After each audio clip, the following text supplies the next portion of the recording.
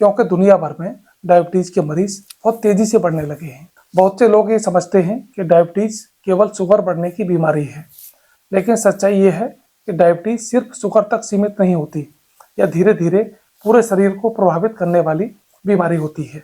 Diabetes का सबसे खतरनाक प्रभाव हमारे दिल पर पड़ता है। कई रिसर्च में ये पाया गया है कि जिन लोगों को डायबिटीज होती है उनमें हार्ट अटैक का खतरा सामान्य लोगों की तुलना में कई गुना ज़्यादा होता है।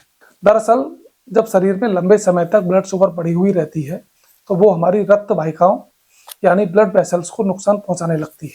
धीरे धीरे यह नुकसान हमारी धमनियों को कठोर और संकीर्ण बना देता है।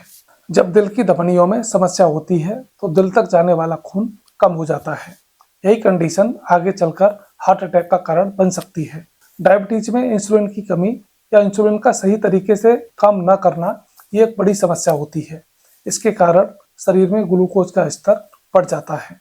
यही अतिरिक्त ग्लूकोज ब्लड वेसल्स की अंदरूनी परत को नुकसान पहुंचाने लगता है। समय के साथ यह नुकसान इतना बढ़ जाता है कि धमनियों में फैट और कोलेस्ट्रॉल दोनों जमा होने लगते हैं।